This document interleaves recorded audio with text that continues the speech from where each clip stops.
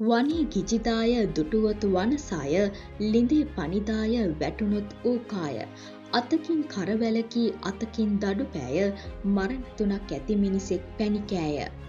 දවසක් මිනිසෙකු වනයට යන අතරමඟදී විශාලාලියෙක් හමු විය. අලියට බිය වී දිවි බේරා ගැනීම පිණිස දිවා මිනිසා ලිඳට ඇද වැටෙන්නට විය. ඒත් වැල් දෙපටක් හමු වූ නිසා ලිඳට වැටුණේ නැත. එහෙත් එම එක් වැල්පටක ඇත්තේ කරවලා නැමැති විසගෝචර සත්වයයි. එම සත්වයා ඔහුගේ අතට තද විය. ලිඳ බැලූ කල ඔහු දකින්නේ විශාල නාගයෙකි. ඔහු ලිඳට වැටුණහොත් එම විශාල නාගයා ඔහුව ජීවිතක්ෂයට පත් කරව යැයි ඔහු බිය විය. ඒ අතරවාරයේ ඔහු අසල රස බේරෙන මීවදයක් තිබුණි. එය දැක ඔහු මීවදයේ පැනිගෙන රස දිවනහර පිනවයි. මෙවැනි භයානක ඉරණම් තුනක් තිබියදීත් ඔහු එය පිනවනු ලැබීම පුදුමයකි.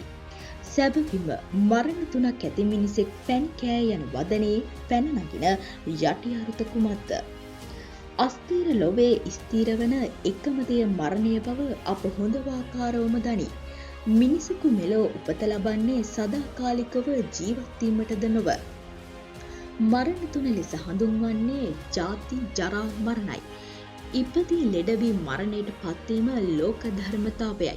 ඊට විරුද්ධ වීමට කිසි කෙනෙකුට නොහැකිය.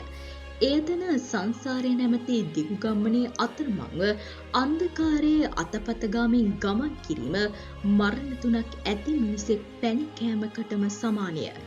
එම නිසා මරණ තුනක් ඇති මිනිසෙක් පැණි කෑය යනුවෙන් ජනප්‍රවාදය හඳුන්වන්නේද මේ නිසාය. තවත් මෙවැනි රසබර කතා දැනගන්න හන්දිය YouTube channel එක subscribe කරලම තියාගන්න. ඔබට සුබ දවසක්.